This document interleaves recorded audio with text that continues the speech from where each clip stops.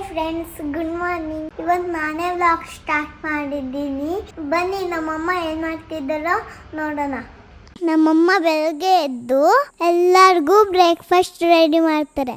Morning ಬ್ರೇಕ್ಫಾಸ್ಟಲ್ಲಿ ತುಂಬ protein ತಿನ್ನಬೇಕು ಅಲ್ವಾ? ಅದಕ್ಕೆ ನಮ್ಮ ಮಮ್ಮಿ ಎಗ್ಗಿಂದ ಬ್ರೇಕ್ಫಾಸ್ಟ್ ಮಾಡ್ತಾರೆ. ಮಮ್ಮಿ ಏನು ಮಾಡ್ತಾ ಇದೀಯಾ? ನಮ್ಮಮ್ಮಗೆ ನಮ್ಮೆಲ್ಲರ ಮೇಲೆ ಎಷ್ಟು ಪ್ರೀತಿ ಗೊತ್ತಾ? ಎಲ್ಲರಿಗೂ ಡಿಫ್ರೆಂಟ್ ಬ್ರೇಕ್ಫಾಸ್ಟ್ ಮಾಡ್ತಾರೆ ಗೊತ್ತಾ? ತಮ್ಮಗೆ ಮತ್ತೆ ನಂಗೆ ಕಿಚಡಿ ಮತ್ತೆ ಬಾಯ್ಲ್ಡ್ ಎಗ್ ಮಾಡಿದ್ದಾರೆ. ಅಜ್ಜಿಗೆ ಮತ್ತೆ ಅಪ್ಪಗೆ ಚಪಾತಿ ಪಲ್ಯ ಮಾಡಿದ್ದಾರೆ. ಈ ತರ ಡೈಲಿ ಎಲ್ಲರಿಗೂ ಡಿಫ್ರೆಂಟ್ ಬ್ರೇಕ್ಫಾಸ್ಟ್ ಮಾಡ್ತಾರೆ.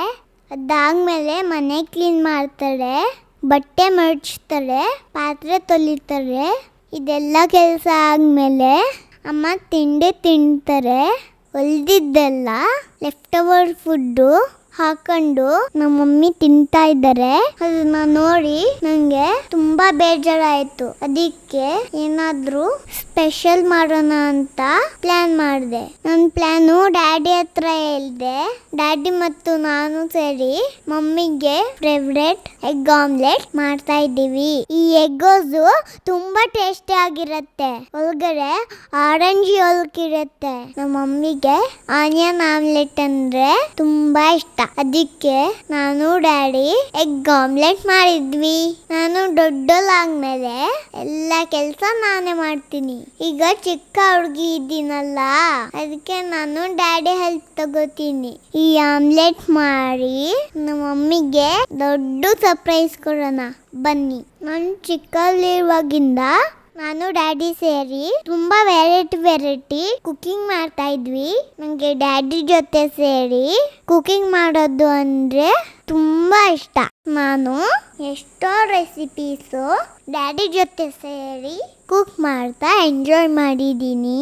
ಈ ಥರ ಡ್ಯಾಡಿ ಜೊತೆ ಸೇರಿ ಕುಕಿಂಗ್ ಮಾಡೋದು ನಂಗೆ ತುಂಬಾ ಇಷ್ಟ ಆಗುತ್ತೆ. ಇಲ್ಲಿ ನೋಡಿ, ಈಗ ಆಮ್ಲೆಟ್ ರೆಡಿ ಆಯಿತು. ಮಮ್ಮಿಗೆ ಹೋಗಿ ಕೊಟ್ಬಿಡ್ತೀನಿ. ಮಮ್ಮಿ ರಿಯಾಕ್ಷನ್ ಹೆಂಗಿರತ್ತೆ ಅಂತ ನೋಡೋಣವಾ? ಏನಿದು?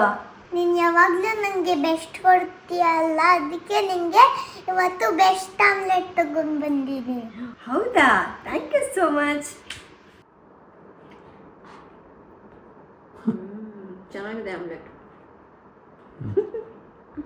Thank you.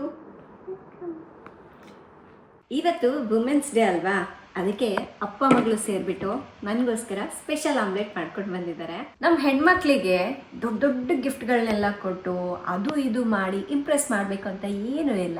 ಈ ರೀತಿ ಚಿಕ್ಕ ಚಿಕ್ಕದೆಲ್ಲ ಮಾಡಿ ಪ್ರೀತಿಯಿಂದ ನೋಡ್ಕೊಂಡ್ರೆ ಅಷ್ಟೇ ಸಾಕು ಅಲ್ವಾ?